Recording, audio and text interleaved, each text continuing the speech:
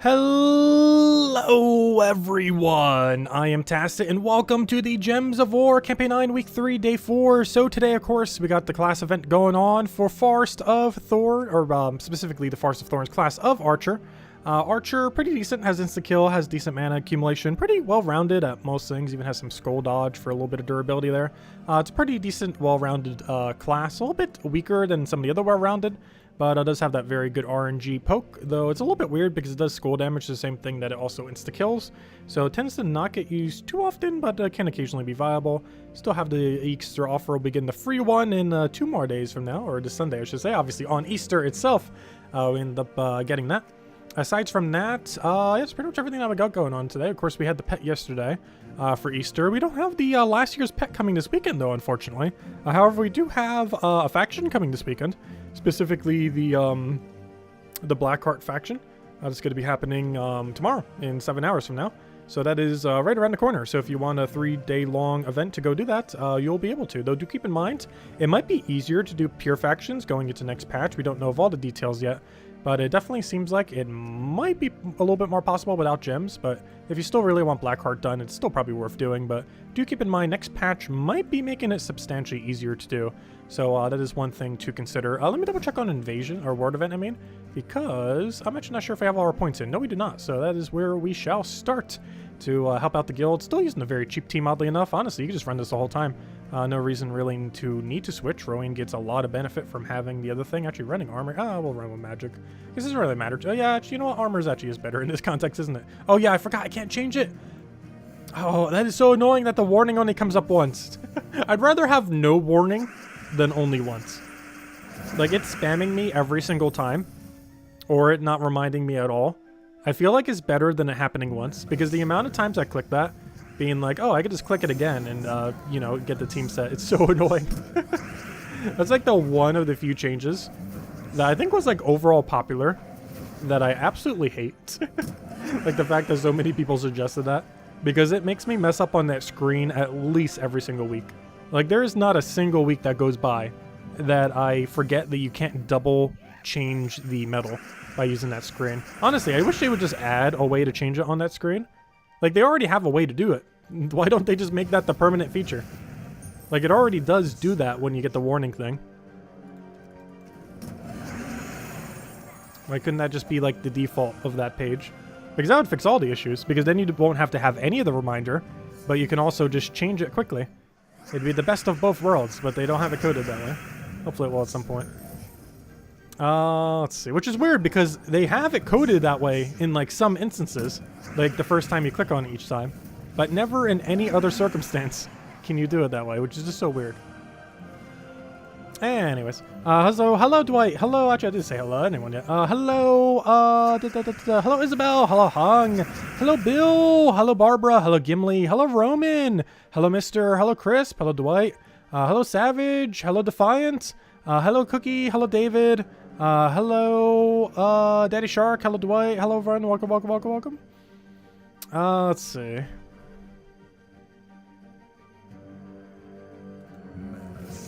And we'll get the double on green, we'll be good to go. Oh, that's not the right button.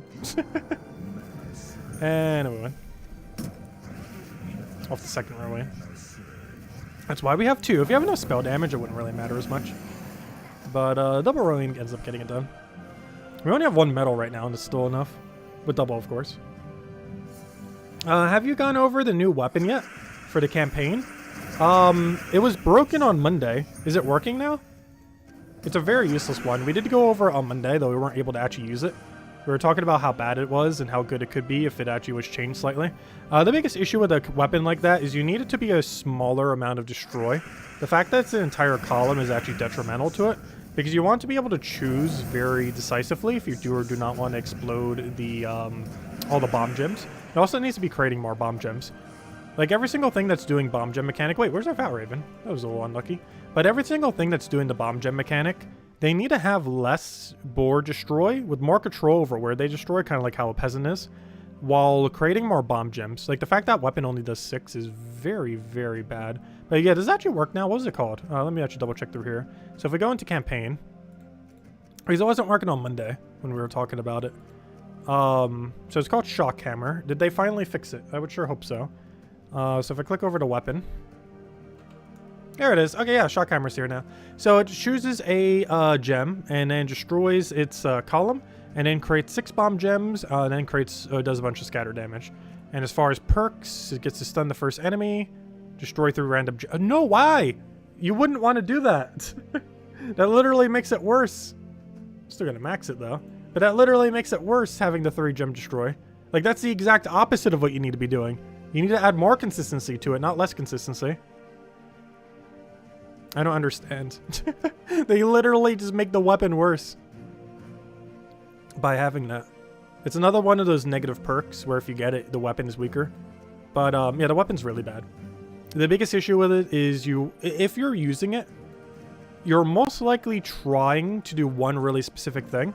And that one really specific thing is to block the board from conversions. Because Gem Destroy can handle it, and many other mechanics. However, what can't end up handling it is double converting teams. So if you created a lot of bomb gems, just blocked the entire board, double converting teams, or, you know, like double-double, the ones that run like Divine Spell of Quill and a few other similar ones, they wouldn't be able to function that well if you had a bunch of bomb gems blocking them. But the big issue with how bomb gems work is every single thing that does bomb gems, they normally have some kind of like random destroy. That makes it when you don't want to pop all the bomb gems, they end up exploding. There's currently not a single bomb mechanic in the entire game right now where you won't accidentally pop all of the bombs at some point. Like the very first one we have has like a % chance to do it. Everything else that we've been getting or will be getting, at least in the foreseeable future. I'm not sure if we're getting anything else that's might be some of the troops that we didn't see yet. As far as like the ones that are visible in the game, like the mythic, the weapons, stuff like that. They're all options that have a random destroy of some sort. Or a destroy that's such a large area that's hard to control.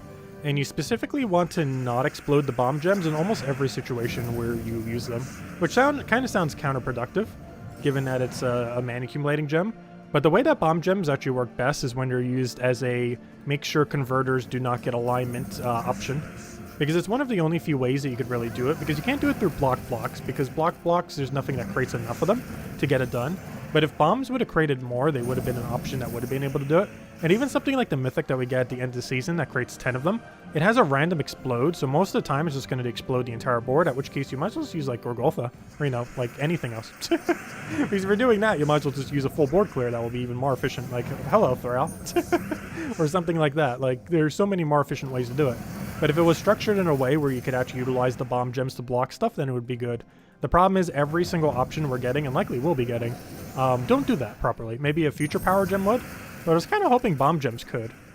Like at some point we're going to get a gem that will really effectively do it. Blocks could, but the biggest issue with them is they don't create enough.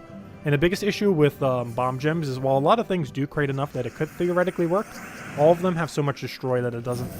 Which just ends up making all of them explode and then just clears the board. Which is not necessarily what you actually want to have happen when you're using bomb gems to counter something.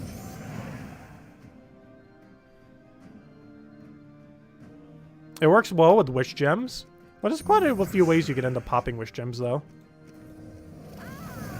Like pretty much anything with a decent destroy can end up synergizing with it. But yeah, I could see the synergy there. I feel like at that point I would want to use a different option though. Unless its coloration works really good for our team, then you could probably end up using it though.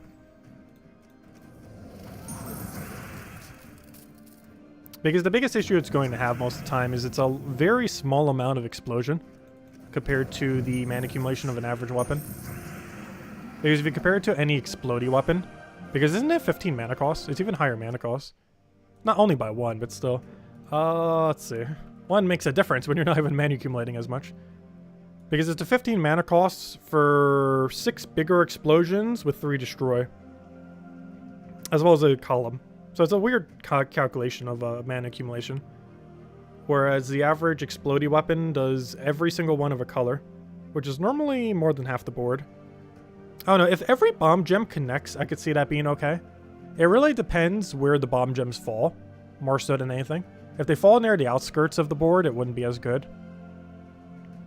But if they fall very spread, they are destroying almost a 5x5 each.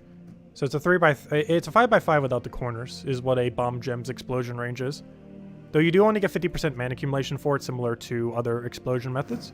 where you're not actually getting the full amount of mana accumulation compared to a Thrall and other things, Marilith, similar options. Because Destroy does 100% mana. Though most hero weapons aren't Destroy. There are a few exceptions like Bronze Axe Pistol and a few others. But generally, oddly enough, even though Destroy is normally a better mechanic, Hero tends to not really use the mechanic. And it's mostly because of the options it has more so than anything. I said hello, Inflame! Welcome!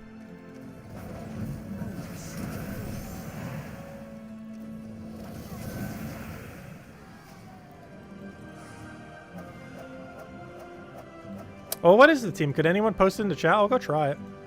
I could be wrong. But if anyone has the team code for it, I'll go try it real quick. I don't see why not.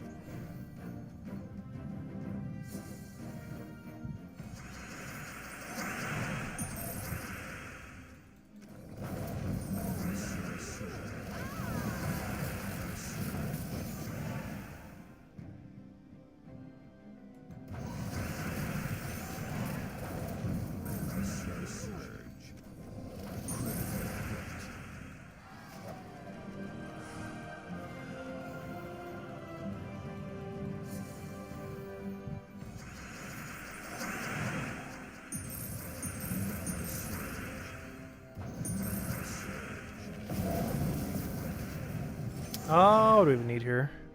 Go for the Destroy.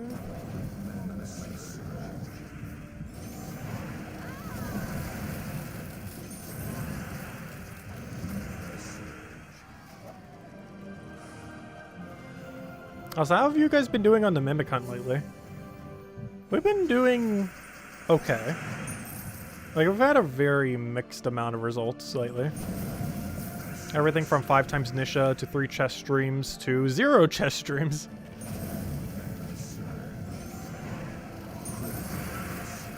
Hero with Hammer, Slayer, Zugoff, Leprechaun. Oh, it's a Zugoff team. Interesting. So Zugoff instead, Slayer, gosh, I'll say it right eventually. Hammer instead of running Flamer or something similar.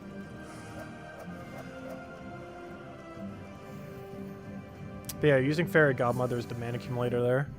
More so than anything else. That's interesting. But yeah, and then using the hammer to destroy them.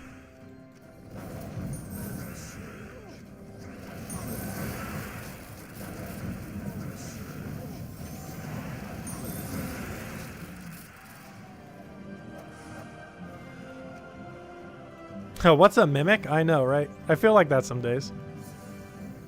I definitely feel like that some days. Though we haven't farmed enough this stream for it to really feel the effect yet. Because we pretty much like just started farming. Oh, hello, TJTimebomb! Hello, mister. Welcome, welcome. But I can go try the team real quick. Let me just go win this battle before we do.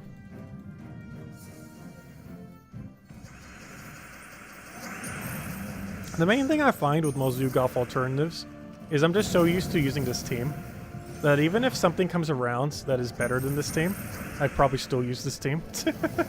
Just because I'm so used to using it that I use it quicker. Because if you switch team, you have to go through the process of learning, like, you know, all the patterns and everything with it. Whereas we pretty much have this one down. Yeah, let's go try to hammer real quick. What do I overwrite? What do I not need? World event? Yeah, I'm probably not using that team. How about this one? We overwrite this earlier with the other recommended team. So let's overwrite this one. What was it again? It was Hammer, a Slayer. Hammer time. Storm Hammer I should probably type in, otherwise we're gonna have a billion hammers. That's not a Storm Hammer. Wait, what's it called? Oh, it's called Shock Hammer. Not Storm Hammer. Let's see. We need that. Leprechaun, Zugoff.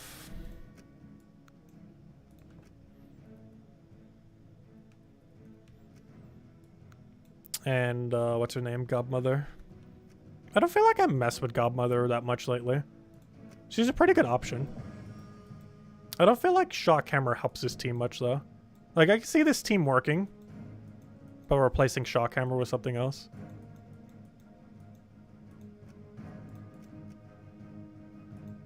Like, it seems like one of the teams that tries to use it just to use it.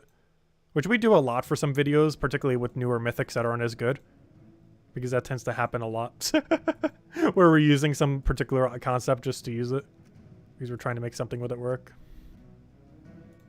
And Slayer class. Because that's generally the easiest way to make something work, is build it around a meta concept and just make it work through there.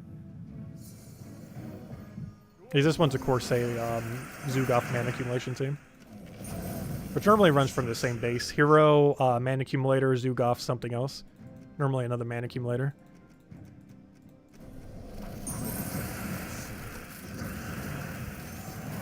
So we got some lucky skulls at the start. Which we got a really lucky luck gem, actually, oddly enough, a wish gem.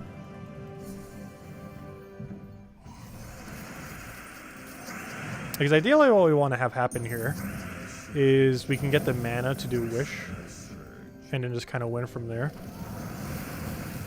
The problem is we actually need the wish gem to be created. So if we know for sure it's within Leprechaun range, we actually want to do Leprechaun instead. I end up doing AoE, which is really bad. We actually wanted a gem to be created. So here we can go for Stormhammer. We also deliberately get to kill it out every single time, which is nice. Okay, wow, that weapon is way... You know what? I might not be able to use this weapon, even if it's really good, just because I maxed it. Wow, is that weapon 1,000 times worse when maxed. Did you see how long of a delay it had? Like, let me go get a timer up for how long the extra delay is. Not even the cast itself, just the extra delay. Well, let's just see it again. 4, 5, 6. Why is that so delayed? You guys see that, right? It's not my screen just lagging. Look at how delayed that is. I'm not going crazy, right? That is super long. 1, 2, 3, 4, 5. Until, like, look at how long it takes until it drops. Like, look at Leprechaun. How long it takes before it drops. And now look at this weapon doing the same thing. That is so delayed. And most of that's because of the extra perks that it has. So if you are going to use this weapon, my main piece of advisement is do not upgrade it. This would be a good defend trolling weapon, though. The AI would never use it correctly. However, every time it casted, it would delay like 5 seconds. Let's see. But yeah, that's a huge delay. You definitely can't use that for Explore 12 farming if you've upgraded it. Like, that's already like 1/3 the duration of the battle as delay. Just for the cast. Like, it could be meta and that might still be too slow to use. That is insane. But yeah, if you're going to use it, don't upgrade it beyond 5. That is insanely slow. Because most of that slowdown, I'm pretty sure, is from the extra destroy and the scatter. Though maybe I should have tested it beforehand, though I wasn't really thinking that would be a factor. Oh, I should have done, what's her name first? Whoops. That was my mistake. So I'll take the difference. Zugaf should still win here, though. Still got Zugaf Leprechaun, which is plenty enough to win. That's a lot of delay, though.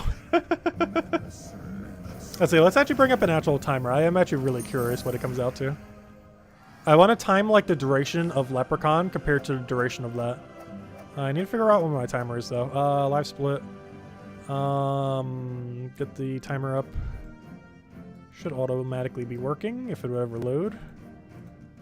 Okay, there we go. But let's time the difference between Leprechaun and this weapon. Or I should say this weapon fully upgraded. It'd probably have a lot less of a delay if it wasn't upgraded. So here's Leprechaun. I will start the timer the same time I click the button. And then stop it when all gems stop moving. Okay, it was 1 minute, 78 seconds. Now let's do the exact same thing. So 1 minute and 78 seconds versus...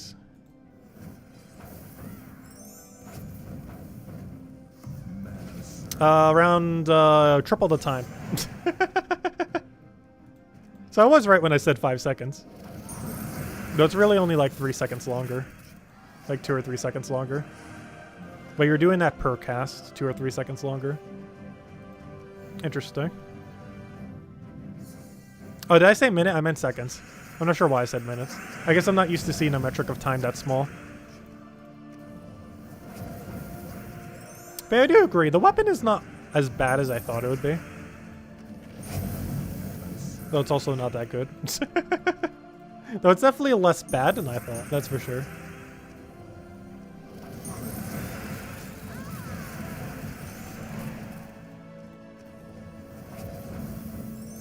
But long story short, I do not intend to use this weapon, that is for sure. And if you do intend to use it, I would highly advise not upgrading it.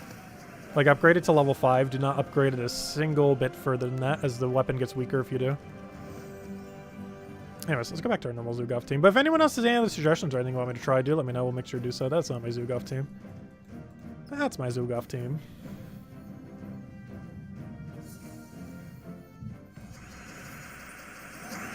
What I really want to see from a bomb gem option is actually something you wouldn't really expect from a bomb gem. And that's just create a bunch of bomb gems with no destroy. Like, it seems kind of productive, because if you consider something like a wish gem, like, it'd be very beneficial if you can create wish gems while having board destroy.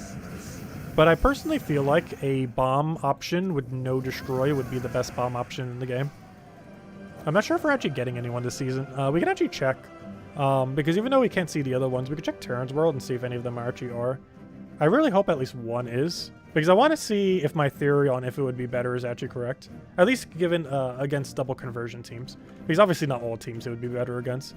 Because obviously if they have destroy, that's going to completely ruin that plan. But if they only have converts, then it has potential. Well, let me double check. Let's just control find bomb. And literally every single thing that has it should pop up. So let's see all the upcoming bomb mechanics. So the one that we're getting on April 25th. These are all subject to change. Chooses a gem, then creates 3 bomb gems. Then destroy the gems, wait, what? Then destroy the gems row and column. Create a gem. Create 3 bomb gems. Then destroy the gems. Okay, I see. So it's a plus shape destroy that simultaneously also creates a bomb, 3 bomb gems. So that's pretty average. But also, once again, is to destroy with bomb gems, which is not what I'm looking for. Oh no, that's all we're getting? Wait, that's the only other bomb mechanic we're getting all season. Yeah, none of them do what I want. No! We're not going to get a bomb gem to test that actually does the mechanic I was talking about. Because the only other 2 bomb gem option we're getting, unless they're just not here yet, or a word in a way that doesn't say bomb, though it should, because all bomb gems should have the word bomb in there. But the only 2 are this pretty useless Mech Weaver and the thing that we're getting for the season pass. And that's it. Those are the only 2 options, other options that we don't already have that we're getting. And the only other free one is this one. Well, this one's technically going to be free eventually. But, you know, the Mythic is initially paid walled. But yeah, that's not much. But we're only getting 2 more bomb options. So the one that we got today, or technically on Monday, though it didn't really get fixed until recently. That's the 3rd to last bomb option we're getting. 2nd to last will be the Glory Troop in 2 weeks. And the absolute last will be the Campaign Mythic. That's not really much to work with for bombs. Because that's only like, what, 6 things that have the bomb mechanic? Or is that 5? Because there's 2 troops that already came out, right? Then there's the weapon. Then there's the Glory Troop. And then there's the Mythic. So that'd be only 5 options in the entire game that have bombs. Is that the least of any power gem? I can't think of any power gem that has had less options. Not counting ones that literally have none. But I mean like seasonal power gems. When I say power gems. Because there are some that literally have 0. There's actually no way to create the frozen gems currently. They came in for a an event in, I almost said Easter, for Christmas for 1 week. And no troop currently has the mechanic. But out of ones that were from a full season, I think 5 is the least we've ever gotten any season. Even Lycanthropy had more than that. Actually, Lycanthropy had a lot more than that. Actually, what was the other one that had the least? I think Potions had pretty little. I can't remember the exact amount Potions had, though. Wish Gems also didn't have as many. Though the ones that it did have were a lot more impactful, so it felt like it had more. So maybe that's why. Maybe it actually does have a pretty similar amount to most other ones, but the fact that it's not as impactful is what makes it seem like it has less. Because realistically, I feel like there's only 2 bomb gem options that'll be usable, and unfortunately they're both paid walled as well. And it's the weapon and the Mythic. More so the Mythic. But maybe not more so the Mythic. The biggest issue with the Mythic is its high mana cost for what it does. Like, if the Mythic's ability was on an Epic, or, you know, like a similar, like, Epic mana cost kind of thing, then that would actually be kind of solid. The problem is that it's on, like, a 22 mana cost Mythic or something, with pretty average traits. And by average, I mean underwhelming.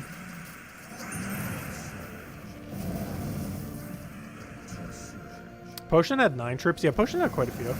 Plus, it had a really good weapon. I would still say to this day, out of every campaign weapon we've ever gotten, Celestial Flask is probably the most broken out of any of them. Which is kind of weird because I feel like I never use Celestial Flask, but it's so good. I guess it's one of those hit or miss weapons though. Like when it works so absurdly well. The problem is when it doesn't. It's kind of like Wish Gems, though not exactly. Like Wish Gems, when it works well, is one of the strongest mechanics in the game. And when it doesn't, you auto lose a PvP battle. Like, it's definitely a mechanic. Like, Wish Gems are 100% a mechanic you cannot use in PvP situations. Because when it fails, you will auto-lose. Whereas if you do that in, like, a high-level faction or something similar, or Explore 12, like, you don't immediately lose when you miss with, or, you know, when you give, like, the entire enemy team full mana. But that very much does indeed happen if you're fighting, like, the meta PvP. Because they will absolutely destroy you if the entire enemy team had full mana. There's almost no PvP team where if the enemy had full mana instantly, they would not completely destroy everything. Do we have a win condition here? I guess we just throw Flamer for. I wanted to cast the thing that got mana, but it's not actually going to help us. It's a good ability with Brown Convert, however, we don't have anything that needs Brown. Or it's not that much Brown. Yeah, Potions has a really solid weapon. I really don't know why I don't use it more. I guess it's because the biggest issue with Potions is more so its startup time. It also reminds me of Elspeth a lot. Elspeth isn't meta anymore, but it has a bit of an Elspeth problem in that if it misses, it gives you no mana. And there are a lot of things in Gems of War where if you miss, you still get value from it.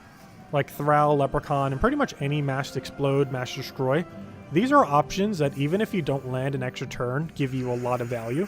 And the problem with Flask, Elspeth, and some similar options like Gem Spawn at start a turn like Siren and similar things, is there are situations that aren't that uncommon where you will hit 0 mana for casting your spell. Something like a Leprechaun, unless there's literally 0 green on the board somehow, will always give you some amount of value. And the biggest issue holding back a lot of other options is they're more likely to give you more mana. Like when they trigger, they're going to give you overall more mana. But their likelihood of hitting is not guaranteed. Because at least with a Mass Board Explode, Mass Gem Destroy, you know for sure, regardless, even in the worst situation, you're getting some amount of progress.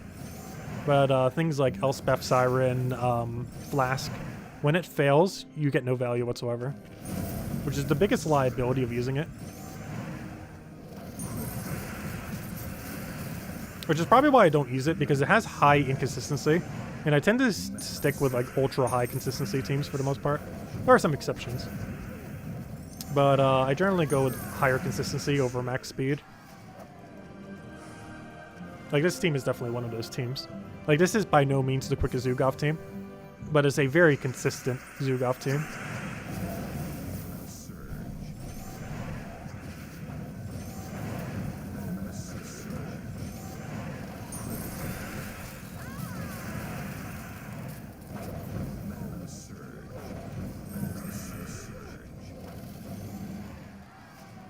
Pie or cake? Oh, definitely cake. Though I've actually been asked this question before. This is actually a very similar situation to the Elspeth, and it's actually really funny because the Elspeth like gem creation thing compared to Explode I was just talking about, I find that to be very similar to the cake and pie situation. I actually mentioned this once on stream, but I'll mention it again. So as far as pie versus cake, I feel like the average cake is better than the average pie. But I feel like the best pies are better than the best cakes, if that makes any sense. So similar how to this destroy... So basically, a destroy explode team is like cake, and a like a quick Elspeth gem destroy flask team, something similar, is like pie. where the best pie is better than the best cake, but the average cake is better than the average pie. That is my verdict. So generally, if I was to go for one, I would say cake. But if you can get a really good pie, it'll beat out any cake in existence. Anyways, between cheesecake and normal cake, I would say cheesecake. I'm definitely more of a cheesecake fan. I feel like there's also less ways to mess up cheesecake. Though there are definitely ways you can still mess up cheesecake. But it's one of those things that just pairs so well with everything. I guess it also depends on the type of cake. Because there are a lot of cakes that could be under the cake category. Like if you're comparing like cheesecake to cake. Like what's the full range of what is considered cake? Because technically cheesecake is also under cake category. Yes, hello Jonian, welcome.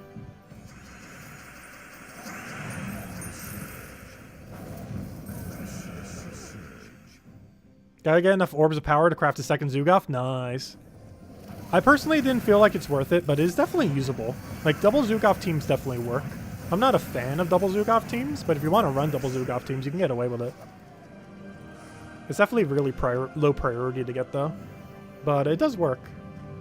There are a couple different ways you can build it. I was almost going to make a video on it, but I personally didn't feel like any of them were much more worthwhile compared to single Zugaf teams. Like, they're definitely fun to use and mess around with. But for my testing, they weren't actually quicker. They were a lot flashier, though. It also feels very powerful being able to cast Zugaf and then immediately casting another Zugaf. Like, that feels very strong. Which one would you go for? A second Zugaf or a Enraged Karandera? I would say a first Zugaf.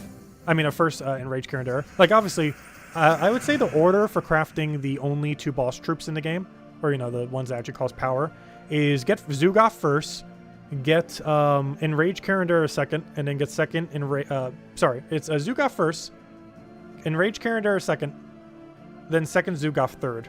That made that so much more confusing. But basically, the order is Zugaf, Enraged Karandera, Zugaf. There we go. How about that? But that would be the best order to do it in.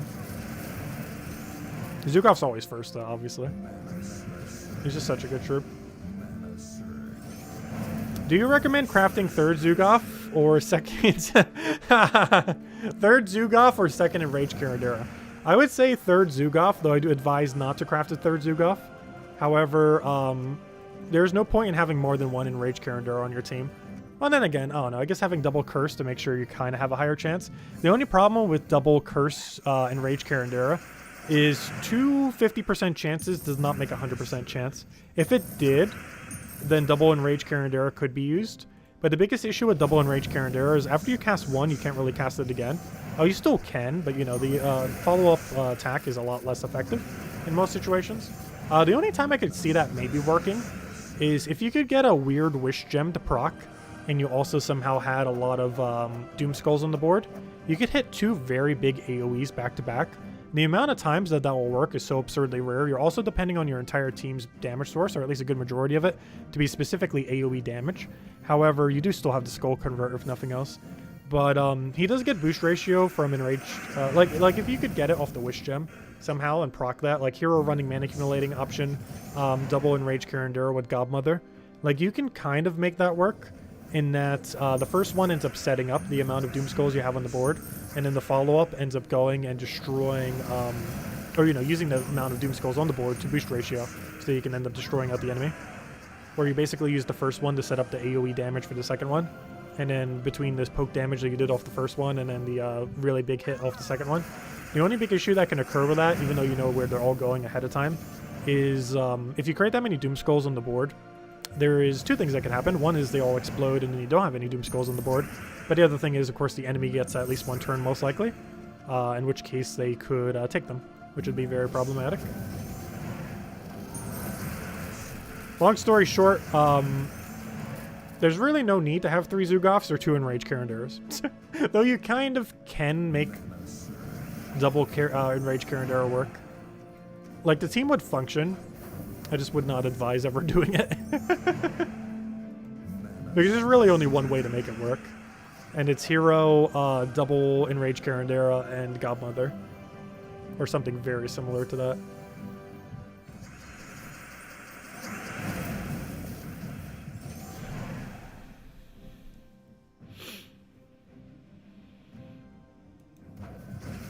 That would be kind of funny. I don't think I've ever seen double Enraged Karen on defend. Though now that I think of it, I don't even think I've seen double Zoogoff on a defend team before. Though I guess you really wouldn't unless you play a lot of PvP. Because you can't ever see double. Well, realistically, you're not going to see double in Guild Wars. Because the person gets penalized if they do. And I highly doubt someone would troll on a defend day just to double up on a mythic like that. You never know, it could happen though.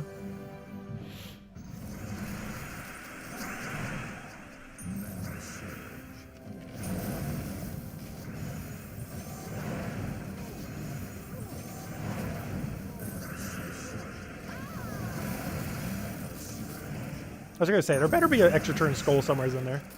That'd be kind of sad if there wasn't. They're like all clumped on each other. You've crafted and obtained extra mythics to help others with campaign tasks. Nice.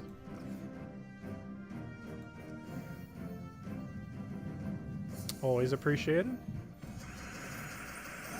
Everyone craft max Zoogoff copies and Enrage so you can Jinx us. That would actually be kind of funny. I really wish the Jinx mechanic was actually useful in this game too. It's something I keep forgetting even exists.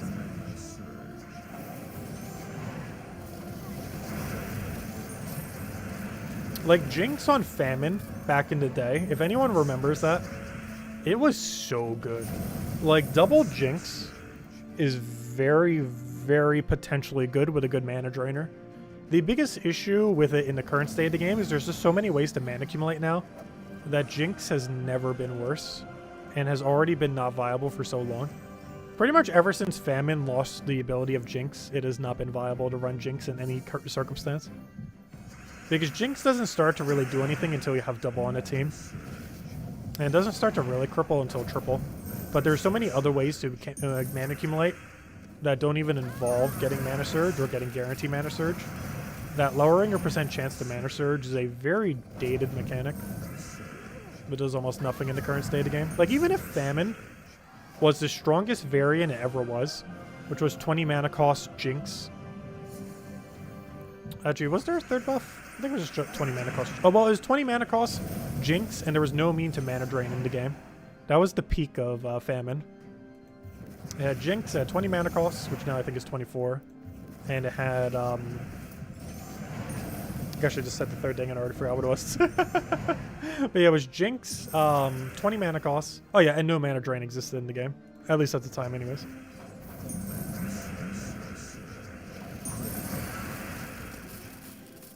But you can still get the no mana drain thing if your enemy team in a given situation does not have any immune to mana drain. That's very rare in the current state of the game though. Like almost every team has at least one random thing that has it. Like even this team randomly has Zoogoff on it that runs immune. Obviously, we're not running him because he has immune, but he does indeed have immune. Like, generally, you don't actively try to put immune to mana drain on your team, but it normally happens under most compositions, even if you're not trying to. That's not always the case, but a lot of teams just randomly have something that have it. More often than not. Like, there's definitely more teams with immune to mana drain than teams without immune to mana drain. Even if you're not intending it to have it, just because of the wide range of things that do have immune. Especially some of the more meta options, like literally anything with Impervious. Because of course all those include mana drain on them. Or mana drain immunity, I mean. What do I need here? I'll take that over. Wait, why did I not take the skull? That was rude. Didn't go for the skull option, that was just sitting right there. And we got a random cascaded one.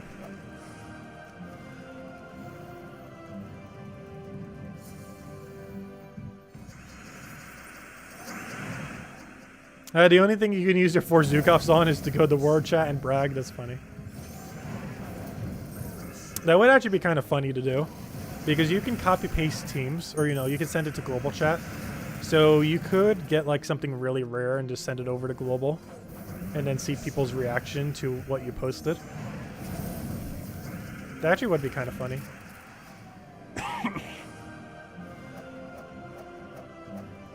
Because you can actually post any team directly to global.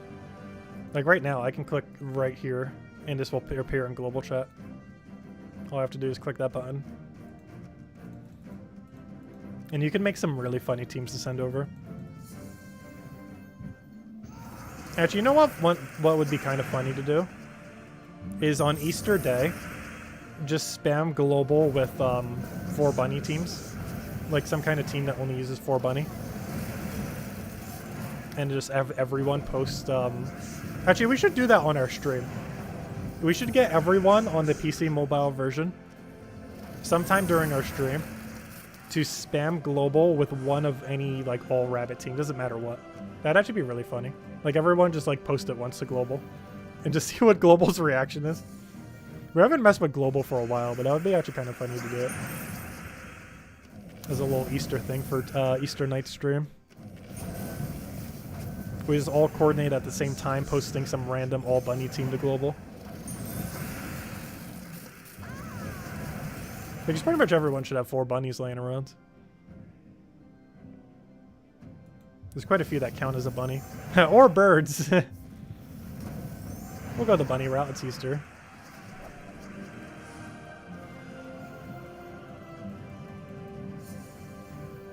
Well, not Easter now, but you know, it would be when we do it. What global channel do we use? Global chat 1. Which I don't even know if I'm in a global chat right now. I normally turn it off when I record a video. And I'll very often forget to turn it back on.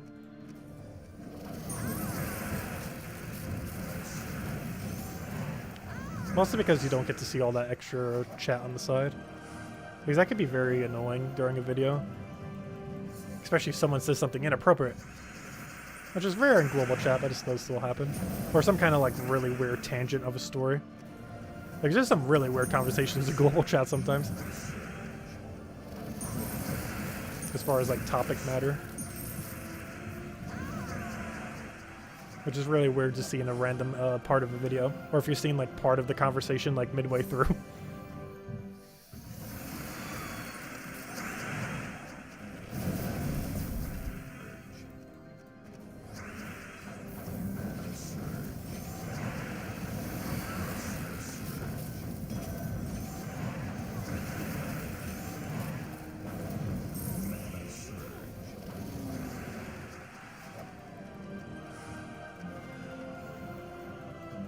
Yeah, we never did hand out the redeem code yet, did we? We need to go do that soon. I've really set a goal to go and try to do to hand it out one. Oh yeah, we never did the class event either. Actually, that's something we could pull. Do you do or plan to do the class event? Let's see. Do you tend to do... Because I don't think we've actually pulled this one specifically. Do you tend to do Thursday class events? Let's see. Free battles only. Which personally I would advise to be the only option if you are even going to do it to begin with. All rewards. Let's see. Do you tend to do class events? Free battles only. All rewards. Let's see. All rewards are higher, I guess. All rewards are higher. Very rarely. This is a really weird poll as far as the options. And almost never / never. Free battles only. All rewards are higher. Very rarely. And almost never. Well, isn't it very rarely almost never? Let's just have never as the option. Because literally almost never and very rarely are basically the same thing, said in different ways.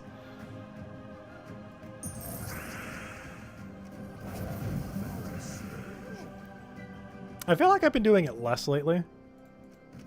Especially when you break down its value. Like if you have every class maxed, you're spending like 10 minutes for 25 gems. And while that's not horrible, there are just so many ways to get gems. Like literally taking tribute once. Though the free battles are still pretty good value, especially if you have not maxed out the class. Like, it's actually really, really good value for your time if you have not maxed the class yet. Because if you break down the value of the XP that you're getting, it makes it so worth it. But if you already have the hero class max, it is definitely substantially less value.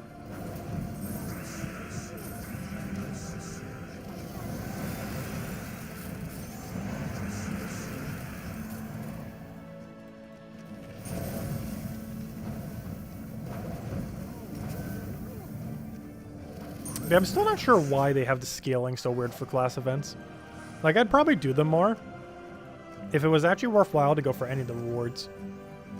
Because doing anything beyond the free battles is actually a really bad return on investment unless you're going like really crazy on leaderboard or you want to like instantly max the class using gems. Because going for all rewards, I think is like the worst value of any event there is. Just because the amount that you have to pay in for 2 orbs. I think you're paying almost like 200, 300 something gems per orb or something. Because it's really weird where if you don't get lucky, you actually have to buy to tier 4, which is so much. Like, even if you get it for tier 3, I think it's still like, what, 120, 30 gems per orb or somewhere around there?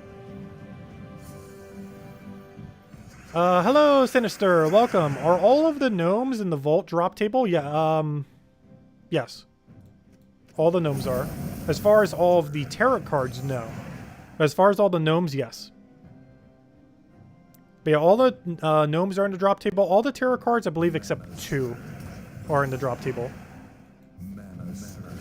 Those 2 include the one from previous season's tarot card, which I forget what that even is at the moment, and the one from this season's tarot card. But aside from that, all gnomes are indeed in drop table, and those 2 tarot cards, I believe, are the only 2 not in drop table. There might be a third, but I'm pretty sure those are only 2 not.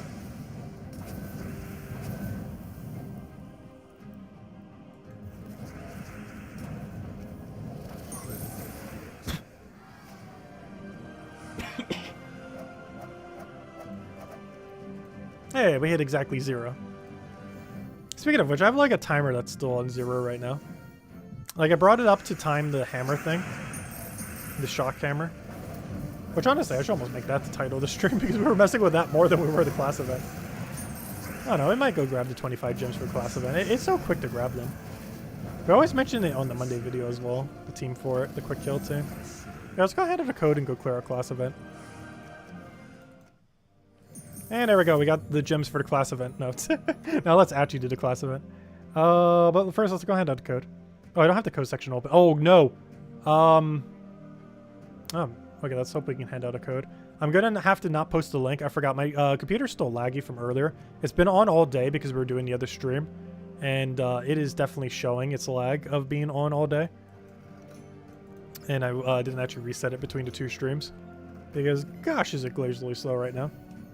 So let me just give you guys the code in chat. You guys know what to do with it, I'm pretty sure. Let's see.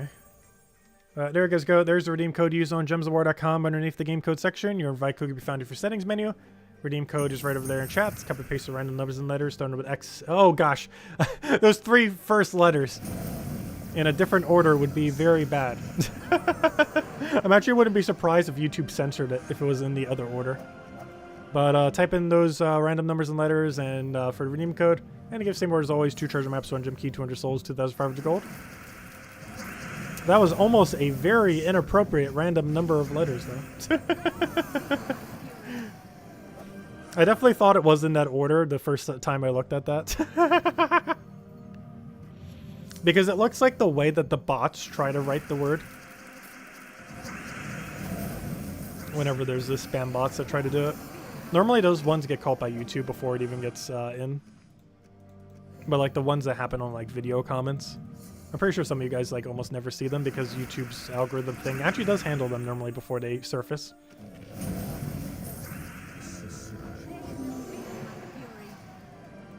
Hello Lester and Eliza, welcome. But there you guys go, enjoy, and definitely feel free to leave a like on the stream, helps a lot and it's greatly appreciated as always. And if anyone still has any other questions or anything you want me to go over, do let me know.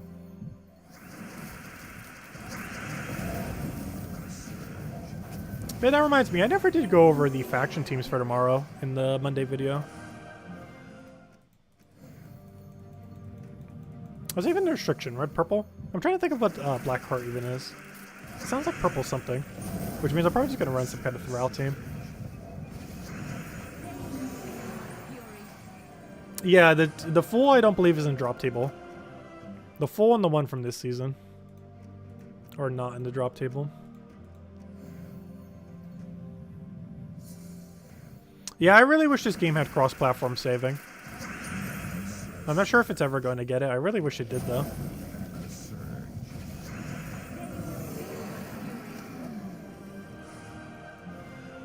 Because I had a Switch version of the game that we had to quit because there was no cross save. And honestly, I would probably stream it on the Switch sometimes. If the Switch actually was, you know, up to date and had cross save. There's a lot of times where it's just more convenient to pick it up compared to going onto a laptop to play it. Obviously, you could also do it on a phone. However, I don't know. I don't care for the small phone screen. I know some people have bigger phones or tablets or other similar things. My fingers are too big for a phone screen. ssaszix, is there a reason to hold onto vault keys if you still need mythics and whatnot? No, generally speaking, you should open your vault keys immediately. The only reason I don't, and some other people don't, well, for one reason is they might have so many that it's not even really realistic to open them all immediately because it would take so long. Like, I think it would take us, like, what, 100 hours or something? We broke it down before. I think it's somewhere around 100 hours to open all of them, which obviously would take some time. But the other reason more so is in case something else gets added to the drop table. So gnomes do occasionally get added. And if you want to go get a new gnome, you have to deal with all the other drops that are within the drop table. Meaning that you have to drudge through a bunch of stuff that you don't need. And constantly open a bunch of them just to get one single thing that you do need. And having a bunch of spares for whenever that does happen is pretty useful. Which is one of the main reasons why quite a few people later in the game hoard them. Is in case we get a, let's say, next patch in like a month from now. In like 3, 4, 5 weeks from now. Let's say that patch brings in a new gnome. Let's say the Underworld gnome, I'm not sure. We already kind of have one for that Chaos Shards. But let's just say a new gnome came in. That gnome would immediately be in the Vault Key drop table. And endgame players would want to farm it near immediately to maintain 100% completion. And that would cause them to use all their keys that they've been hoarding. So that's one of the reasons why people later in the game hoard them. However, generally speaking, especially as you're progressing through the game, you should open every vault key the second you get them. Like, I'm pretty sure for about 90% of people, if not more, every vault key should be open the second you get it.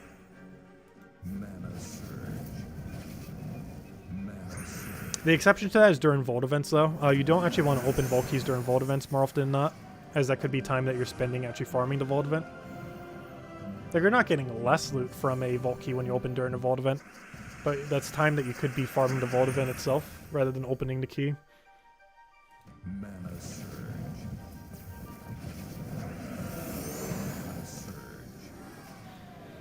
I'll catch you later, Ricardo. Thanks for stopping by. Was that loud, Gen Key? Welcome.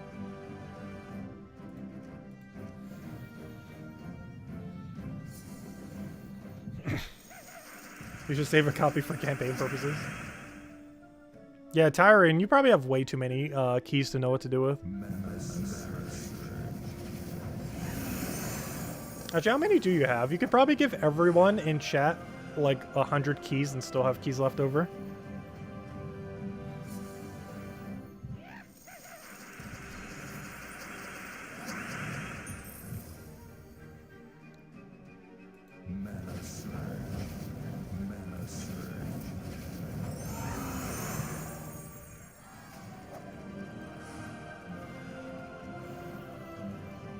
The exception is the large majority of keys. I know, right? I know, there's probably more keys that are idling than actually being used. Because if you think about the number of keys that are just sitting there doing nothing, compared to how many are used in a month, like even in a year. Like, the amount of keys within the game that's used within a year is probably less than the amount of keys that are just sitting around doing nothing. And for treasure hunt, that's probably like tenfold. The amount of maps that are just sitting around doing nothing compared to the amount that are actually used per year. Especially if you take out bots. Because it's probably the most botted area of the game. Because of how easy it would be.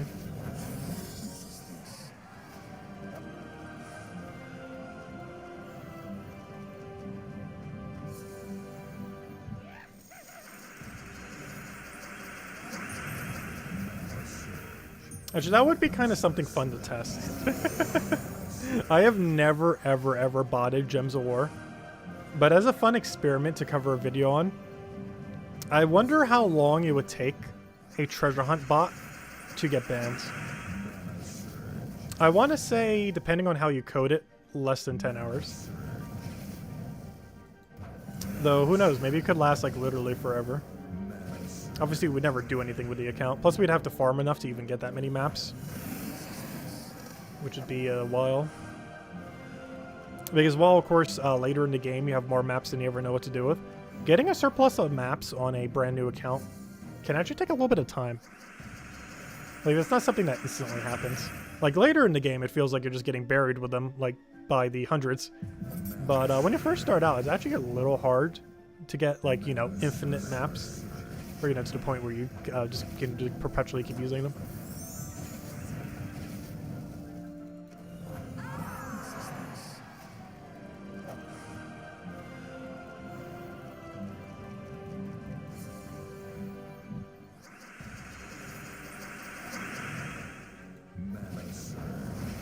Treasure hunt would be really easy to do because you can't really lose treasure hunt. You can only win it 2 different degrees.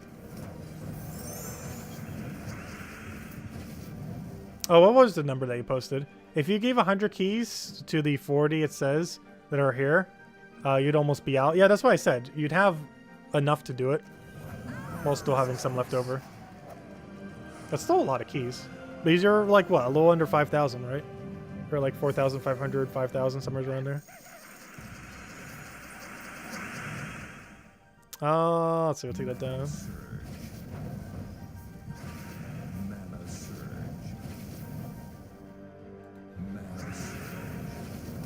Oh, you're above that? Oh, you can easily do that then. Keys for everyone. You heard it here first.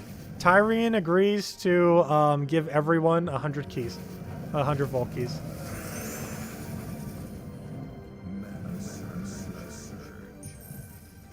Unfortunately, there's no way to do so.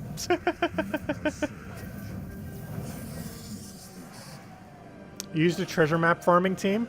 Yes, you got to build a very meta team to farm. Oh wait, never mind. That wasn't a joke. I thought you were mentioning the actual treasure map farming team. Yes, you actually could do that in early game. The quickest rate of maps you can get is about 50 to 100 per hour.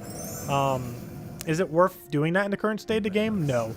If you're on a brand new account and you really wanted to play treasure hunt, would you do it? Yes.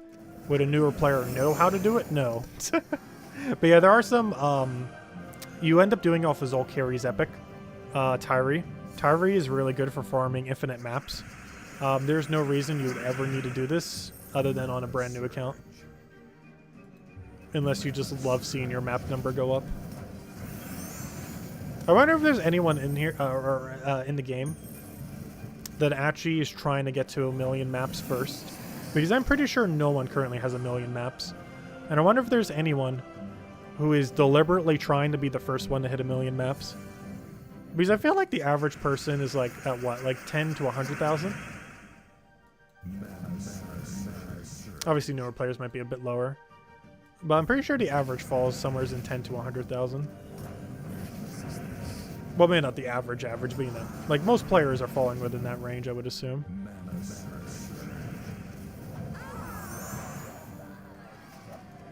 I highly doubt there are too many people above, like, 300,000. They exist, but, probably not that many. You'd have to be taking Tribute a lot. Oh, never mind, you don't even get maps through Tribute, what am I saying?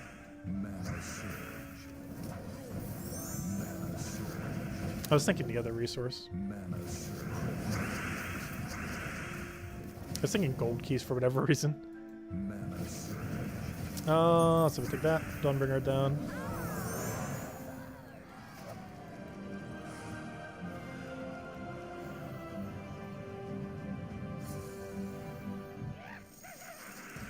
Yeah, we covered the team a lot of times in the past. I haven't really covered it recently because it's a really redundant team to ever run. Even if you're a brand new player, I would not advise doing it.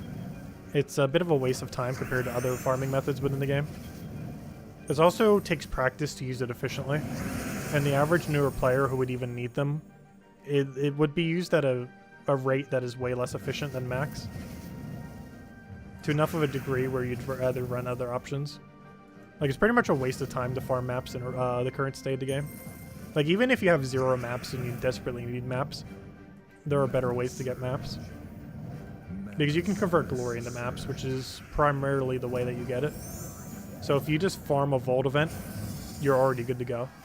Like, the best advice I would give a new player if they want maps is just wait until a vault event weekend occurs and then farm that Vault event weekend, and it'll save them like upwards of 10 hours of other grind that they would have done. Probably more than that. Like, you would get so many more maps just from farming treasure hunt for 1 hour. I mean, sorry, from farming a Vault event for 1 hour than you would for farming maps for like 5 hours. Maybe even 10 hours. Like, 1 single hour of Vault event is more overall value than farming maps for 10 hours. And is about like 5 hours worth of maps anyways on top of the other loot. Because let's say in theory you find only 3 glory gnomes in an hour. They average around 500, so 1,500 glory. That 1,500 glory is 75 maps in 1 hour. That is more than what a... That's not even counting any of the loot. Also, you're likely to get more than that in an hour. But even if you just count that extremely lowball estimate, that is more maps than you're likely to get as a newer player from using a Tyree team in an hour. So it really just doesn't pay to farm maps, because other methods are just so much better. It's a little bit unfair to compare a lot of things to Vault events. However, that's one of the few that is worthwhile. Because if you even just like look at how much we could like spam the 200 buy option on this.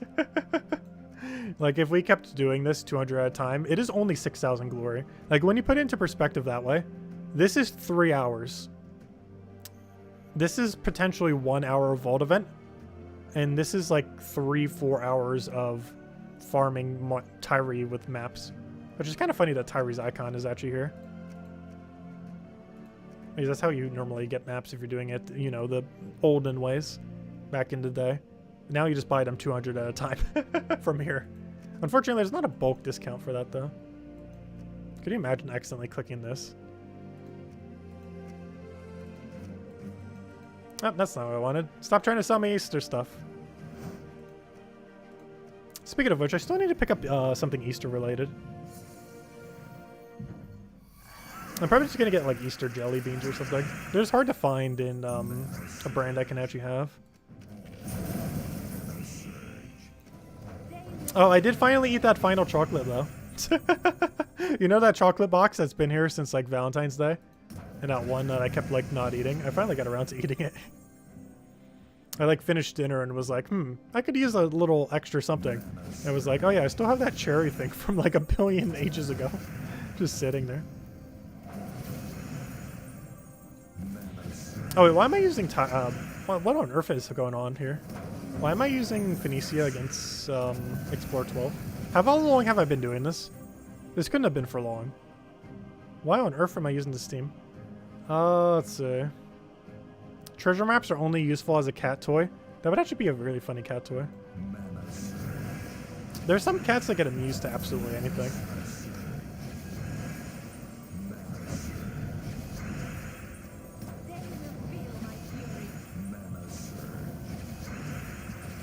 Can we please get a kill option? Actually, I think I already did and I just gave it up. We could have converted the Doom Skull there. There we go. Alright, why on earth are we using Phoenicia? Let's go switch out of this team. Gotta get a nice big ol' Zooguff. Oh, wrong with that team.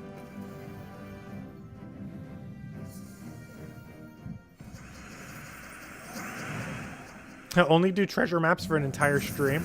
Achievement. You know how... you know, we will do that at some point. But there has to be a treasure map update. Like, there is no circumstance without a treasure hunt update where I would spend like 8+ hours doing treasure hunt. Like, there'd have to be such a massive update to treasure hunt.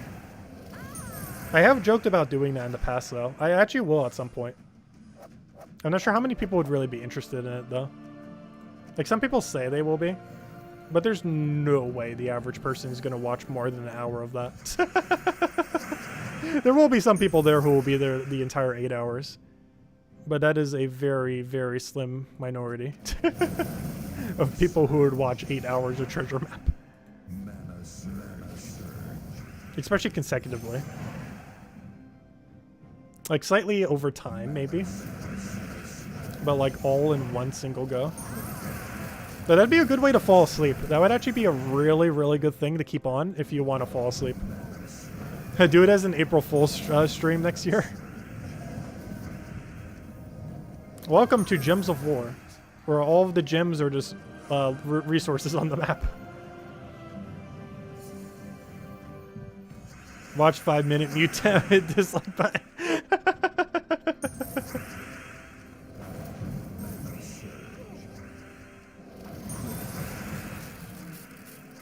You will watch, but you won't pay attention.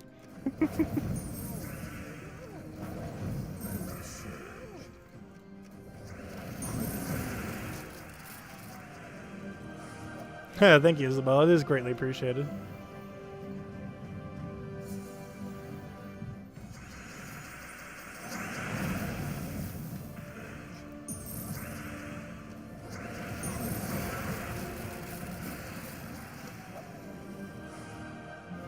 How many people actually watch versus visiting while playing properly?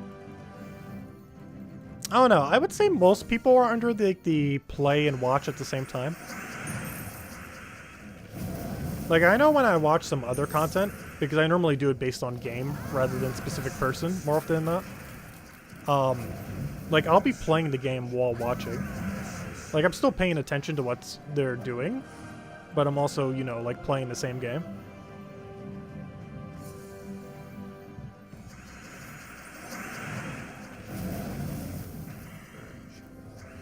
Because I feel like if I'm watching video content like that, I'm normally doing it that way. Where I'm playing the same game that I'm watching simultaneously to watching it. Unless I'm eating or something else. In which case I'm eating or something else.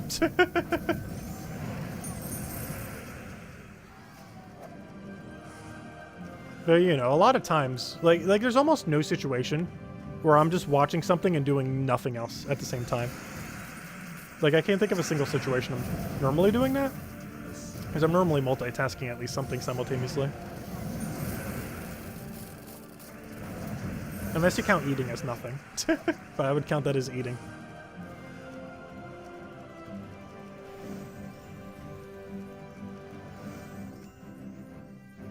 Is Lapina's skin only cosmetic? Yes, Lapina's skin that we have on is only cosmetic. It's pretty expensive too. We got it a while back. I think it's like $20, isn't it? I can't remember how much it was. Whatever it is, it's too much for what it is, though we did get it. I got the dwarf one as well. We mostly just did it to have literally everything. It's similar to the cosmetic pets in that I personally feel like they're way too much money for what they are. But if you really want to go true-blown completionist, yeah, you can get the little Lapina thing. If anything, now would be the time for Easter. Though unless they're doing like a really big discount for it, I personally don't feel like it's worth it. I think they might have discounted it to $10 before, I can't remember. But I'm pretty sure its default is $20, which is pretty pricey for what it is. Because it's literally just one single visual for your hero. Also, keep in mind, it is gender locked. The Lapina one is only female, and the dwarf one is only male. There's not a gender variant. So if you get the dwarf one, you can't have a female dwarf. And if you get the Lapina one, you cannot get a male Lapina. There's only a female Lapina and a male dwarf. It does not give you both genders because they do not exist. Even though they're money-locked classes, or not money-locked classes, but you know, money-locked skin of sorts, they do not have two gender variants, which is weird because literally every other one that's free has a gender variant, yet the ones that cost you money have no gender variants. If anything, you'd almost think it'd be the other way around.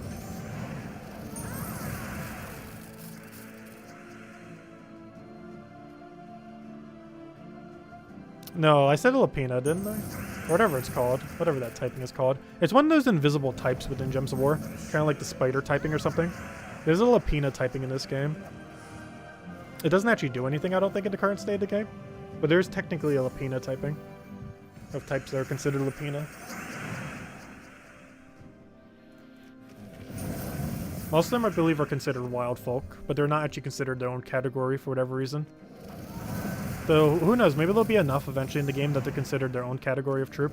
They would have to have a whole Lapina kingdom for that to work, though. Which means we'd have to get a whole update with a whole kingdom that makes them a typing. I feel like they should, though. Because we have the Rashkas, we have the War Gears. It makes sense that Lapinas would be their own thing. But they kind of got grouped into the whole wild folk category.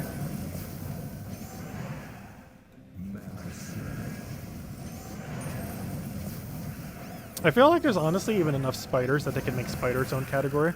It might also make Arachne Weaver way weaker. Because imagine if Arachne Weaver, instead of being Elf Daemon, was Spider Daemon. It would be so much weaker if it was. Like, that'd be a way to, like, hard nerf balance it. Because it being a spider typing would make it so bad. Because it wouldn't be an elf typing, potentially, anymore.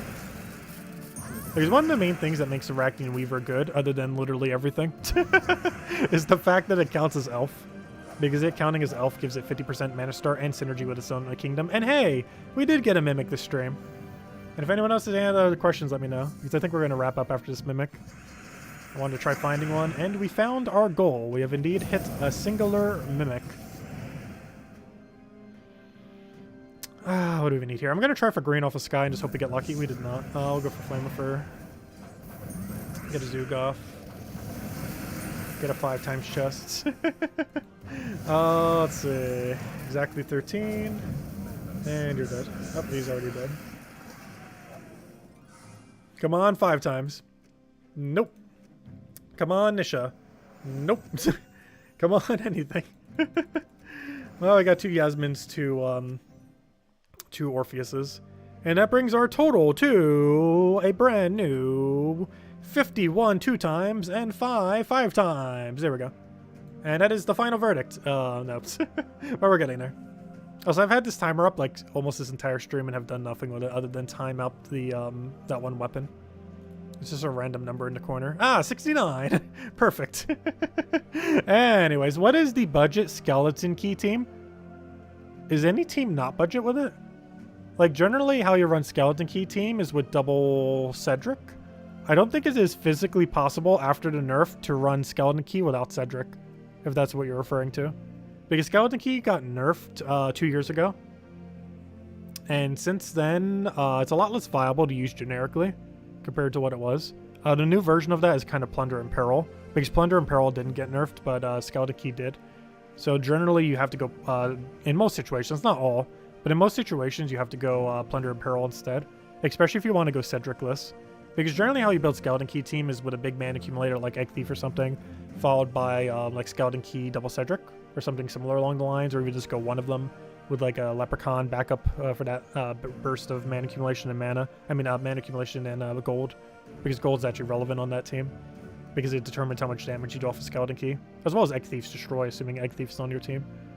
What is Plunder and Peril? It's a weapon you get from 250 wins on the, what's it called, hero class. Also, when we finally do the class tier list, I will not be basing them off their hero weapon. Though that could be something we could do a separate tier list for.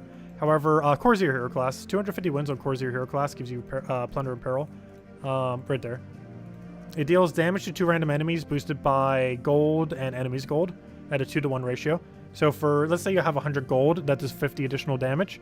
And if the enemy has, let's say, 10 gold, that'd be 55 additional damage total on top of whatever your base value is, and that's hitting 2 enemies. It can stack up to be quite a bit of damage, especially when synergized with Cedric. Biggest issue with this compared to Skeleton Keys is it does not gain extra turn on cast. However, its overall damage potential is way higher than how much nerfed Skeleton Keys do. But the problem is it doesn't get an extra turn, whereas Skeleton Key, when it secures kill, gets an extra turn.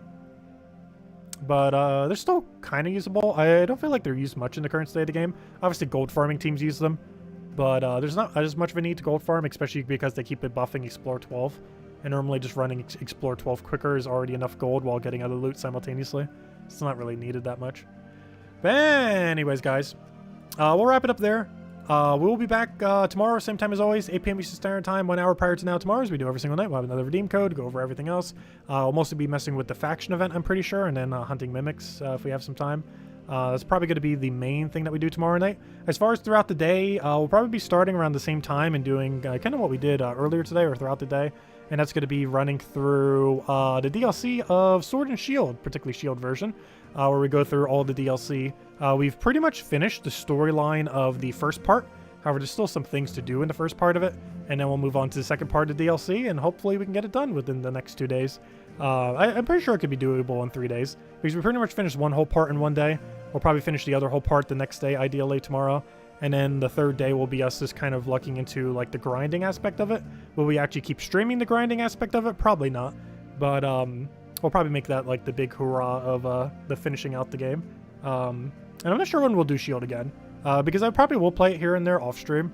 but I don't feel like it's going to be like that much of a like stream game, because it'll reach a point pretty quickly where it becomes like Legends Arceus, like if we were to finish like true 100% or 200%, depending on how you look at it for that game.